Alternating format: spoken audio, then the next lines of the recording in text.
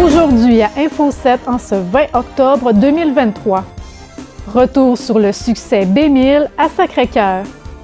En entrevue, Myriam Tremblay récompensée pour sa contribution exceptionnelle en bénévolat. Claudine Roussel vient nous rencontrer en studio pour parler de la rentrée à CHME.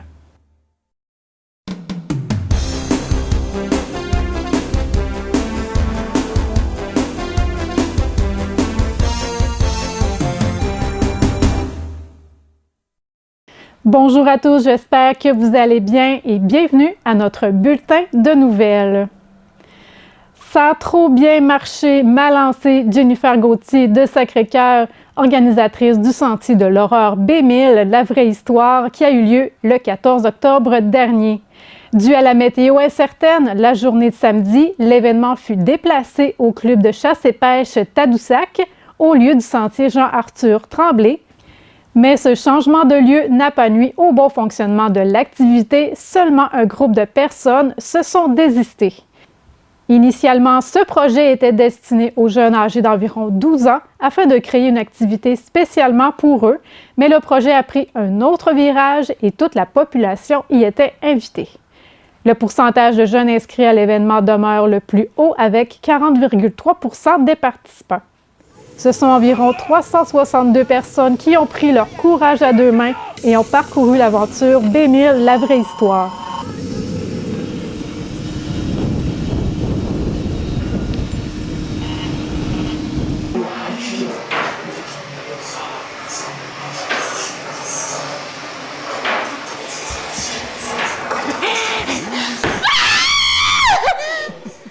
Le Sentier de l'horreur a eu lieu grâce aux nombreux commanditaires qui se sont joints au projet, qu'on peut voir présentement à l'écran. L'équipe de 1000 grammes Expérience de Montréal, qui nous a offert cette soirée horrifique inoubliable, était très satisfait de leur venue en Haute-Côte-Nord et ont adoré les gens de la place. L'expérience va être renouvelée l'an prochain. Le 14 octobre dernier, une bénévole hors pair qui contribue activement à faire bouger nos jeunes représentant la région de la Côte-Nord, elle s'est vue remettre le prix du bénévolat en loisirs et en sport Dollars Morin à Québec, Myriam Tremblay. Lina l'a rencontrée plus tôt cette semaine à la pharmacie Brunet des Escoumins pour en savoir davantage sur ce prix. C'est un prix qui a été remis au Manège militaire de Québec par le gouvernement. OK. Donc, le prix en bénévolat, sport et loisirs de Dollars Morin, c'est un prix qui est remis à des bénévoles, à des municipalités et à des organismes pour reconnaître les actions bénévoles et aussi aider au développement de la communauté. OK. Aviez-vous été avisé à l'avance que vous gagneriez le prix ou bien vous l'avez su en soirée? Non, je l'ai su un peu d'avance, peut-être un mois ou deux avant. C'est des gens qui mettent des personnes bénévoles en candidature. Et suite à ça, c'est l'URLS régional là, qui va prendre la décision selon les candidats de qui va remporter le prix. Ça veut dire que c'était des gens qui vous avaient proposé? Exactement. C'est des gens de mon alentour au niveau du soccer régional. C'est M. Yves Morissette et Mme Sarah Morissette qui ont pensé à moi puis qui ont cru en ce que je faisais puis qui ont décidé de soumettre ma candidature pour ce prix. Ce prix-là existe depuis 31 ans. C'était-tu la première fois que vous le remportiez? Oui, c'est la première fois. Je ne sais pas dans notre secteur si quelqu'un l'a déjà remporté. Je sais qu'il y a des gens de Sept-Îles que je connais, des gens de Port-Cartier aussi qui ont remporté ce prix-là. Mais c'est à chaque année, on a un récipiendaire régional, donc voilà. Tellement un beau prix. Exact. Vous êtes une femme énormément occupée dans notre région. En plus d'être une mère de famille, vous êtes copropriétaire de la pharmacie Brunet des Escoumins Sacré-Cœur, présidente de l'Association de soccer des Escoumins et de l'Association régionale de soccer Côte-Nord. Sans compter les planifications de commandes, d'horaires, des inscriptions, répondre à votre clientèle, à la pharmacie, etc. J'imagine que recevoir ce prix est une belle reconnaissance et une grande fierté pour vous et pour tout le travail accompli. Exactement. Puis c'est sûr que c'est un immense honneur pour moi de recevoir ce prix-là. On était tous unanimes, les récipiendaires autour de la table. On fait vraiment pas ça pour ça. Mais quand ça arrive, quand on reçoit des récompenses comme ça, puis des remerciements, puis qu'on reconnaît le travail qu'on fait au niveau de la municipalité, bien, ça fait toujours chaud au cœur, puis ça donne le goût de continuer de le faire, puis d'encourager les gens à le faire aussi. Bien, nous, on aimerait bien ça, savoir comment vous faites pour trouver le temps pour combiner tout ça en même temps. J'essaie de pas trop réfléchir à ça. Ça me prendrait des fois plus de 24 heures dans une journée, mais il faut prendre le temps, je pense. Moi, le soccer, ça me fait du du bien. Ça fait sortir de mon monde de la pharmacie. Donc, c'est comme ça que je le vois. Donc, c'est un monde différent, mais ça me fait du bien. Qu'est-ce qui vous passionne autant dans le bénévolat, là? Puis qu'est-ce qu'on pourrait dire aux autres qui aimeraient ça, peut-être, en faire du bénévolat? Bien, c'est certain que c'est très valorisant de faire du bénévolat. Je pense qu'on le fait parce qu'on aime ça. On le fait parce qu'on aime donner notre temps. On veut que ça fonctionne. On se rend compte assez rapidement que si on veut que ça bouge dans nos communautés, bien, il faut s'impliquer. Il faut s'impliquer, il faut donner du temps. Puis c'est ce qui va faire que nos municipalités vont être dynamiques. Puis on est chanceux parce qu'on a des municipalités qui sont hyper ouvertes à ces nouveaux projets-là puis à ces organisations-là. Donc, il faut en profiter. On est chanceux, vraiment, de pouvoir le faire. Puis, c'est de voir les résultats après. Dans mon côté à moi, c'est de voir les enfants heureux, les enfants bouger, attribuer les saines habitudes de vie aussi. Donc, c'est tout ça qui fait que c'est agréable et c'est valorisant de faire du bénévolat. Vos enfants faisaient du soccer, mais là, ils ont vieilli. Est-ce qu'ils en font encore?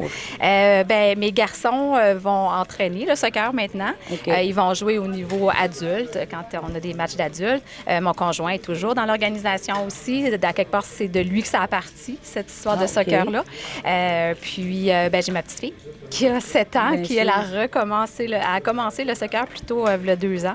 Donc, je risque d'être là pour encore quelques années. Bien, c'est tant mieux. Madame Myriam, je vous remercie beaucoup, puis on vous souhaite vraiment félicitations de la part de l'équipe de la télévision régionale et de la Haute-Côte-Nord. Bien, je vous remercie. C'était la rentrée la semaine passée pour CHME et qui dit rentrée dit nouveauté. Et j'ai avec moi en studio Claudine Roussel. Bonjour Claudine. Allô. Je t'ai pas présentée, donc directrice générale de CHME, puis tout le monde le sait. On connaît. Je ne sais pas si tout le monde le sait. Presque. La radio, ça a l'avantage qu'on est plus dans l'ombre. Oui, c'est vrai. Mais bon, t'es connue. Oui, peut-être un peu. Écoute, Claudine, on parle de nouveautés à CHME. Bon, une nouvelle programmation pour l'automne. Parle-nous-en. En fait, moi, je me plais à dire, tu sais, on est une petite équipe. On est une équipe qui est là depuis longtemps. Fait qu'à chaque année, ce qu'on doit faire, c'est faire du neuf avec du vieux. Fait qu'on sert de notre expérience puis on brasse la soupe. Fait que ce qu'on a fait cette année, c'est qu'on a rebrassé ça un petit peu. On a gardé ce qu'on aimait, qu'on avait le goût de faire. On a essayé d'explorer un petit peu autre chose aussi. Fait qu'on a un petit peu brassé la programmation. D'accord. Ce qui fait qu'Audrey commence en ondes dès 6h30 le matin jusqu'à 9h30. Oui. C'est du lundi au jeudi. Parce qu'Audrey a plusieurs années d'expérience et qu'elle est passée à 4 jours semaine. Ben oui. Donc, le vendredi matin, c'est Marc-Antoine qui reprend la barre à partir de 7 heures. Et puis, du lundi au vendredi, il y a Maxime, qui est aussi journaliste, mais qui est aussi animateur à saveur journalistique. Donc, il parle beaucoup de l'actualité dans sa portion d'animation, qui est, lui, de 10h à midi. Maxime, il y a des nouveautés aussi, là. Il fait des belles collaborations. Il y a des belles collaborations. En fait, en plus de faire le journalisme, il est beaucoup intéressé par le sport, donc moi, je veux le garder. Fait que je suis allée chercher des collaborations intéressantes pour qu'il puisse plus jamais vouloir quitter la Côte-Nord. On l'aime, Maxime. Donc, il va faire une petite chronique sportive avec Audrey dans l'après-midi du lundi au jeudi à 15h35. Et le lundi, il y aura un collaborateur spécial qui est Luc Gélina, qui travaille à RDS. Exactement. Donc, on va avoir une chronique sur le sport avec Luc Gélina. Puis on a des projets encore dans la boîte qui ne sont pas concrétisés. On attend pour le partenariat avec le Drakkar de Bécomo. Fait que possiblement qu'on aura aussi quelque chose dans le sport. Un petit peu plus tard. Là, un petit peu plus tard dans la saison, là, on attend. Puis comme je suis très impliquée dans le hockey local, on va avoir de l'information régulière là, sur les prédateurs de la Haute-Côte-Nord. Oui, on va en reparler un petit peu plus tard. Puis les Nord-Côtiers. Ouais. Parfait. Au niveau des émissions, le trio, est-ce que ça reste? Oui, le trio revient. Le trio, cette année, il va être de 16h à 17h. L'année passée, on faisait 2 heures. C'était peut-être beaucoup nous demander parce qu'on a plein de chapeaux, fait que ça devenait comme un petit peu plus laborieux sur la 2e heure en fin de saison. Donc, on a décidé de se faire ça plus condensé pour avoir les sujets. Tu sais, ça nous prend 4 sujets. Quand on est parti, nous, on parle de 4 sujets, mais on peut commencer une émission puis jamais parler de ce qu'on a dit qu'on allait parler. Donc là, ça va être de 4 heures à 5 heures. Le retour en Haute-Côte-Nord, c'est souvent entre 4 et 5. Donc, notre retour est à ce moment-là. Et c'est du lundi au jeudi. D'accord. Là, je crois que vous allez renouveler vos trames. Oui, toute l'image sonore est changée, mais là, on n'a pas parlé de Marc-Antoine qui est en onde aussi. Oui. Marc-Antoine est en ondes l'après-midi, lui, de 1h à 13h à 14h30. Marc-Antoine va nous parler des nouveautés, nous parler du palmarès. On va voir... avec Super. Marc-Antoine, c'est beaucoup de nouveautés. Oui, exactement. OK. C'est un tripeux de musique. Donc, les trames Oui. renouvelées, parce que là, ça faisait un petit bout Complètement. là, que ça n'avait pas été refait. Bien, disons que ça faisait plusieurs saisons qu'on se disait faut changer nos trames, faut changer un peu notre image sonore. OK. On laisse tomber le rock ma vie tranquillement pour être CHME 94.9. Puis là, notre nouveau slogan, c'est partout avec vous. Donc, tu sais, dans le fond, la radio, c'est quelque chose qui est accessible en tout temps, là, dans ta voiture, à la maison, sur le web, partout. Exactement. Que tu sois dans la région ou pas dans la région. Il y a des gens qui nous suivent d'ailleurs sur le web, là, donc partout avec vous. On trouvait que c'était un slogan qui nous représentait bien. Donc, les gens vont pouvoir remarquer, là, je te dirais que depuis une semaine, on ajoute, parce que presque à tous les jours, on a du nouveau matériel qui rentre. Là, c'est pas mal complété. Donc, je te dirais que la semaine prochaine, ce qui va être en ondes, ça va être, ça va être ça pour la nouvelle le image petit pour une bout, couple d'années. Là, OK. oui. Donc, les émissions à thématique spéciale, Oui. est-ce que c'est les mêmes qui vont rester? Est-ce qu'il y a de la nouveauté? En fait, comme je te disais au début, on a rebrassé la soupe. Oui. Donc, oui, on a toujours le CHME Première Nation en début de journée et en milieu de journée. OK. Pour faire découvrir la musique des Premières Nations, justement. Tu sais, Oui. il reste que on a un permis de radio communautaire autochtone. Donc, on a quand même un devoir de faire découvrir la culture musicale autochtone. Donc, Vous avez un mandat de... on a un mandat de la faire découvrir. De la faire puis je pense découvrir. que OK. en 2023, on est rendu là aussi. Il faut s'ouvrir à la culture. Donc, on trouve ça important là, de faire découvrir la musique des Premières Nations. OK. Donc, on a des segments spécifiques pour ça. Puis sinon, ben, on a nos thématiques du week-end. Nostalgie. Le rétro Fait que le ça matin. reste. Ça OK. reste. Parfait. Rétro le matin et nostalgie. Ce qui a changé peut-être au niveau du nostalgie, parce que tu vois, le rétro, ça restera toujours le rétro aux années 50-60. Avant, on avait plus d'heures consacrées à ça. Là, ce qu'on a fait, c'est qu'on a segmenté le rétro pour que ce soit du rétro et du nostalgie. Donc, on va avoir OK. une section rétro et d'heure en heure, on y va dans nostalgie. Nostalgie 70, nostalgie 80, nostalgie 90, nostalgie 2000 à 2010. Donc, Parfait. parce qu'on est en 2023. Ben oui, ça fait Fait que que de même 2010, 2000 à ça fait une 2010, c'est de dizaine la d'années. nostalgie. Oui, oui, je comprends. Donc, puis Ça passe l'après-midi, vite. c'est ça. Puis Ben oui. l'après-midi, on retombe dans notre programmation plus régulière. Et bien entendu, nos bingos du jeudi. Oui, le bingo. Le Fait bingo que ça du reste jeudi, le ça même, reste la même heure. 7h30. C'est un classique, 17h30 Oui. tous les jeudis. Là, tantôt, on parlait des prédateurs Oui. et les castors qui s'allient ensemble. Donc, explique-nous un peu, là, le... En fait, ce projet-là est né du fait que dans les deux associations, on avait des problématiques différentes. Soit on avait trop de joueurs pour former une seule équipe, pas assez de joueurs pour former une équipe, trop de gardiens, pas assez de gardiens, des entraîneurs, pas d'entraîneurs, des gérants, pas de gérants. OK. Tu sais, cette problématique-là. OK. Donc, ce qui a été fait il y a quelques années de regrouper la Haute-Côte-Nord pour former les prédateurs, c'est comme, dans le fond, une deuxième phase, puis c'est un essai en même temps cette année. Donc, pour 3 catégories, le M11, le M13 et le M15, Oui. on a jumelé les joueurs pour former des équipes dans toutes les catégories. Donc, le M11A, le M11B, le M13A, OK. le M13B, Pour que les équipes soient complétées, comme faut. pour que les équipes soient complètes et que les joueurs soient assis dans les bonnes chaises. Oui. Peu importe dans quelle catégorie tu joues, OK. si tu joues avec des joueurs de ta catégorie, tu joues pour la Coupe Stanley. Il n'y a pas de joueurs trop forts puis de joueurs pas assez forts qui déséquilibrent, puis OK. un profite plus, l'autre profite moins.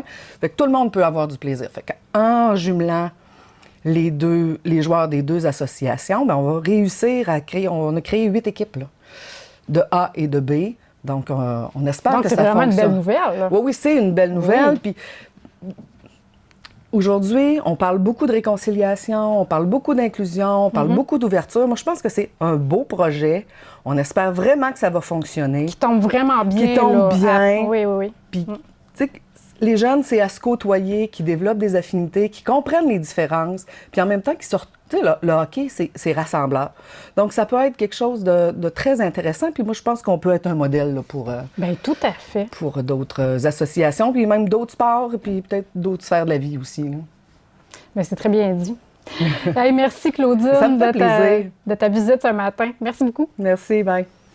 Le maire, M. André Desrosiers, nous parle de la réfection de l'Aréna, un grand projet qui promet d'ici quelques années.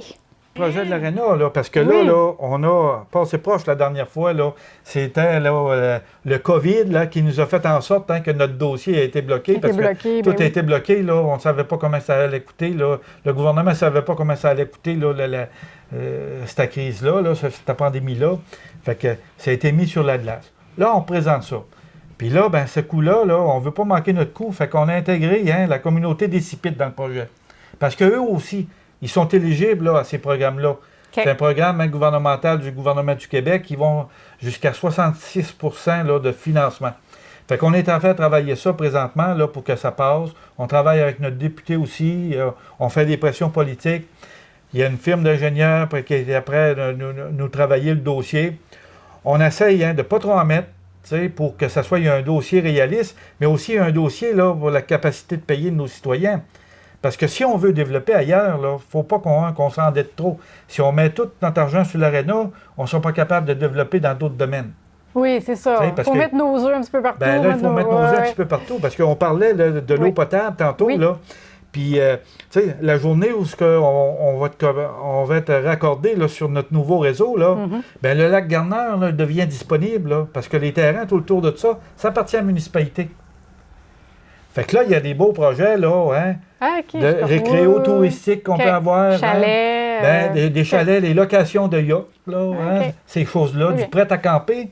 La municipalité pourrait aller dans ce sens-là aussi, faire un camp de vacances, mettons, là, pour les jeunes, initiation au kayak ou au canot, observation des étoiles, parce que c'est un lac de tête, puis on voit le fleuve il y a une très belle vue, là. Ceux-là qui ont jamais été au lac Garner seraient surpris de voir la vue qu'on a là. Okay. Fait que si on veut être capable de travailler ce dossier-là, ça nous prend une marge de manœuvre.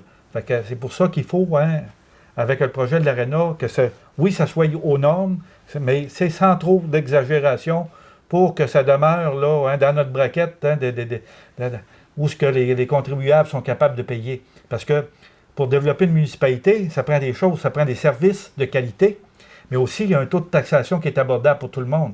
Oui. Si le taux de taxation est pas abordable, mais quand même qu'on a les meilleurs services, le monde va s'en aller ailleurs. C'est un équilibre là, à avoir. C'est ça. Puis l'Aréna, c'est un outil essentiel pour notre développement aussi. Oui. Parce qu'on a beau attirer des industries ici, ou du monde qui vient de travailler, si les jeunes ne sont pas capables de s'épanouir à l'intérieur de l'Aréna, ben ils vont s'en aller ailleurs aussitôt qu'ils ont la formation.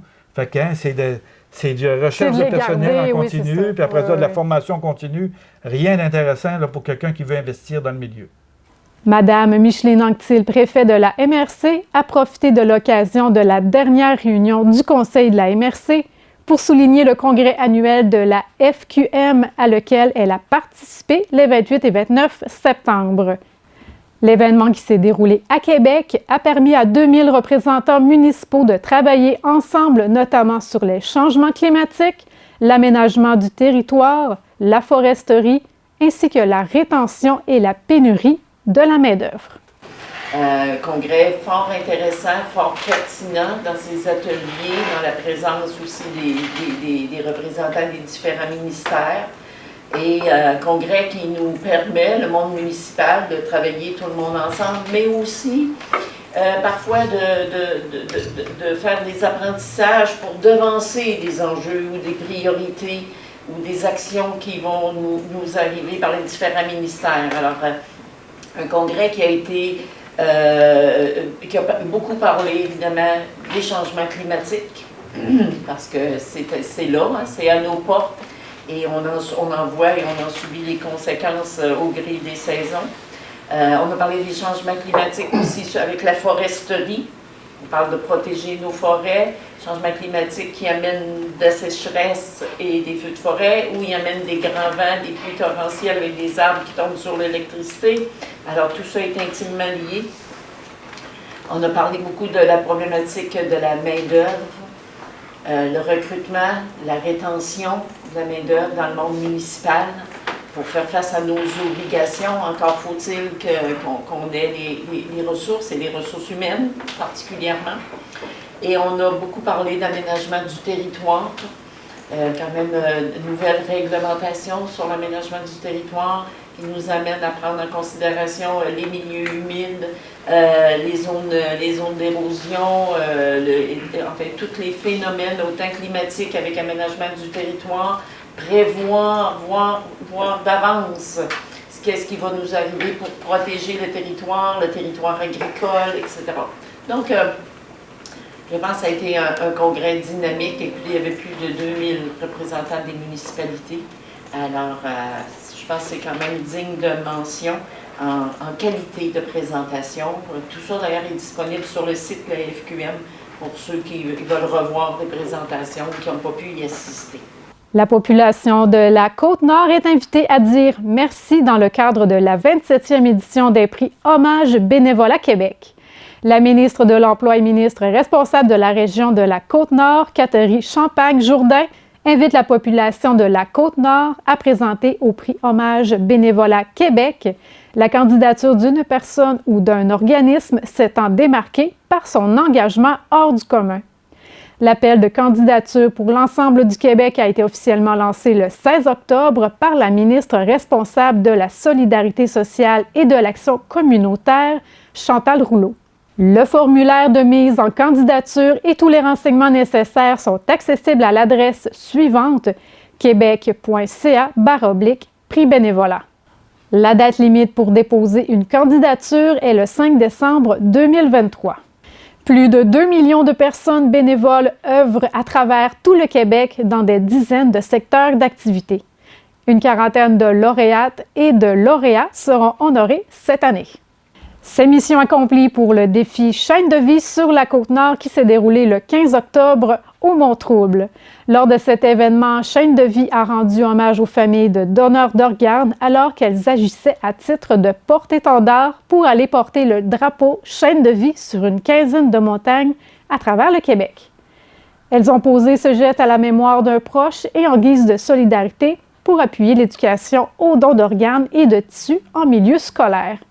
Des familles de donneurs provenant du reste du Canada, des États-Unis, de la France et même des Émirats arabes unis se sont aussi jointes au mouvement en portant fièrement le drapeau Chaîne de vie au sommet de leurs montagnes respectives. La Fondation Loisirs Côte-Nord recueille plus de 30 000 $ lors de leur grande soirée Fromage et vin le 14 octobre dernier. La Fondation a organisé sa deuxième lancée de fonds de l'année, la grande soirée Fromage et vin. Monsieur Claude Gosselin, président et chef de la direction à l'aluminerie Alouette, était présent pour cette soirée à titre de président d'honneur. C'est plus de 30 articles qui ont été mis aux encans pour amasser des fonds et ce, en plus des 3 encans criés. Durant la 21e édition du Fromage et vin, un hommage a également été rendu à la mémoire de Monsieur Rodrigue Simard, le fondateur de la Fondation en 1997. C'est un total de 30 209 $ qui a été récolté pour les étudiants, artistes et athlètes de la Côte-Nord. Ce montant sera entre autres redistribué en bourse lors du gala de loisirs et sports Côte-Nord le 4 novembre, où plus de 90 bourses seront remises. Cette semaine, au Centre des Arts sera présenté le 22 octobre 20h Tocadéo embarquera sur la scène avec leur spectacle Chansons pour durer toujours. Fidèles à eux-mêmes, les 4 chanteurs de Tocadéo vous feront vivre encore une fois une expérience hors du commun par leur voix grandiose, leur charme certain, leur complicité et leur proximité avec le public. Sans oublier bien sûr la classe et l'humour qui ont fait du Quatuor un favori du public et l'un des meilleurs vendeurs en salle.